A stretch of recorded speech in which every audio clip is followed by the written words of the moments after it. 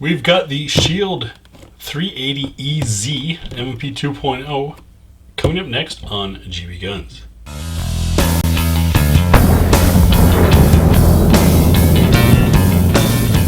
Opening up our cardboard box. We of course have the gun in a bag. Get to that in a second. We get a spare magazine. Notice it's got a clear window all the way through to make it easy to see. It's also numbered, actual physical numbers 1 through 8. And you've got these thumb holds very similar to what you'd find on a 22 mag to make it easier to load, which is pretty cool. Easy is the theme of this gun. We get our mandatory trigger lock, a hex key, and our manual. Let's take a look at the manual, see what kind of information we get. Standard tricolor, but fairly clear. Decent instructions. Probably makes someone comfortable who's new to guns. We also have warranty and a reminder to warranty. So we'll get the box out of the way and take a look at another note, of course, is that Smith and Wesson includes a chamber flag. These are the things that everyone tosses until they go to a range that requires them, and then they end up having to buy one. So keep it. Okay, just toss it in a drawer somewhere, you'll need it. And you might have noticed something right off the bat, and that was that I was able to open the slide with a single finger. I do have strong hands, but not that strong, and that's because this thing is incredibly easy to operate. We'll get into some more of the functional details in a second. First, we'll do our walk around the gun. We know it's clear and the magazine is empty. Does the magazine eject or release? We get some ejection, which is a good thing. Those of you not in the know, sometimes magazines get gritty and dirty, and a little bit of help there can make a difference. Once again, there's our nicely numbered window magazine with a very bright follower, and the thumb puller to make it easier to load. Coming around the front of a gun, the business end. Not much slide to frame play. Your functional flat top. We can see we've got some steel reinforcement in there. That's the 2.0 of the M&P line coming through. These front serrations are rather small, but you know what? You don't really need it because I can do my finger on the front sight. I'm not advocating that. I'm just showing you how easy this is to operate. Multiple spots for rail. Good texturing, not too aggressive, but definitely grippy on there. A little bit of an undercut. My large hands fit. Pinky hanging off with the magazine in. Pinky has a place to go, so I can actually hold this. 8+1 capacity. Our slide stop release is nice and pronounced. We also have a manual safety. It is very easy to switch. It's on both sides. And we have a grip safety. Not common for striker-fired guns, but it is there. Since I'm playing with the trigger, let's take a look at it. We have easy take-up and a wall. Very crisp break. Once you hit the wall, you're there. Reset. Comes out a little bit. You come back to the wall. Breaks again. Really nice trigger. Certainly not that mush trigger of the originals that so many people criticized. Our sights are steel. They are ramped, so you're not going to be able to do that tactical racking off of a table or whatnot if you're one-handed, but you know what? It's almost doable single-handed just with how easy the gun is to manipulate. 3-dot sights. With a little bit of extra daylight on the front sight post there. Slide to frame has some freedom on the back side. And coming on the right side of the gun, we can see we've got our safety there again. Pretty sharp looking gun. If you're into 380s at all or know much about them, you know that most of them are similar to this Bursa, which doesn't have a locking barrel.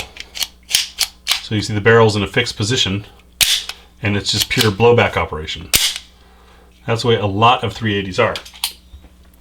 This guy actually locks. You see how the barrel's tilting there? It's a very soft lock, but it's there. That's pretty cool. That's probably going to make this an incredibly soft shooting gun. That and the general shape and hold of it, it's not a tiny pocket gun. This is an actual functional full-size 380. We also have a loaded chamber indicator that pops up, goes around the chamber. I like those. Some people criticize them. It's really nice and reassuring in the middle of the night or coming across the gun to be able to see and or feel if there's a round in the chamber.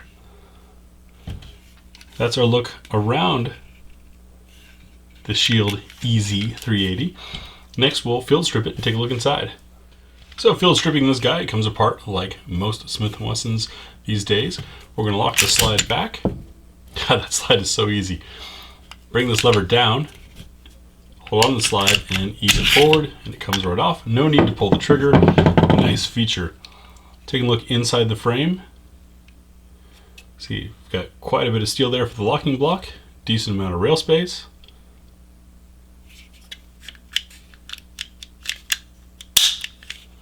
And it's hammer fired. Look at that. No wonder it's got such a crisp trigger, because it's hammer fired. Interesting, I didn't know that. Our guide rod comes out very easily. It's plastic with a single coil on it. You can see that the end screws on if there's any need to replace or repair. Barrel drops down and out like a Browning action, because it is one. Nice polished ramp there. Come back to that, looking inside our slide. Very clean, minimal tooling marks. Sure enough, there's that empty space and our firing pin. Huh. Hammer fired. I'm going to grab some 380 ammo and we'll take a look at the chamber support. It's not using just some basic Fiocchi 380. We'll drop it in the chamber and see what kind of support we have. You can see it's supported all the way around. For those of you who don't know, that's something good to have in case you like to use reloaded ammunition, cheap ammunition, or well, than any protection of a case rupture. That's a little more metal to support you.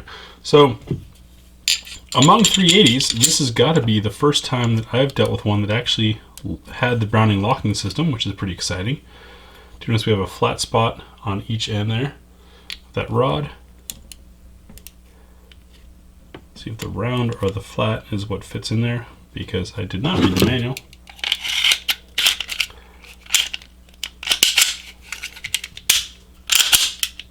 Everything works fine. I'm impressed with this. I think this is going to be an exciting gun. Also just noticed here the serrations on the back end of the slide. See it sticks out a little bit there? You got a little bit of a wing to grab and make it easier. You can literally slingshot this with 2 fingers. It's so easy to operate. The grip safety looks like, see how far it has to be in.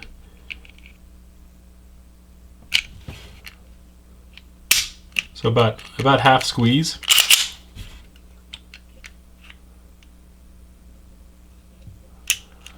But it definitely has to be squeezed before pulling the trigger. Trigger shoe itself is nice and rounded. This is a neat little gun. I'm looking forward to getting this out to the range. And in GBGuns fashion, we will of course do our What's for Dinner test, which might be a bit time consuming, because as you can see, I've got a wide variety of 380 ammo here to test. Hollow points, full metal jackets, lightweight, heavyweight, steel case, polymer projectiles. We're going to run through it all and see what this gun runs with and what it doesn't. My bet is it's going to run with everything, but we won't know till we try. Get this gun out to the range soon. Like to hear your thoughts down below. I certainly have a newfound respect for the gun and I'm excited to give it a try. Thanks for watching.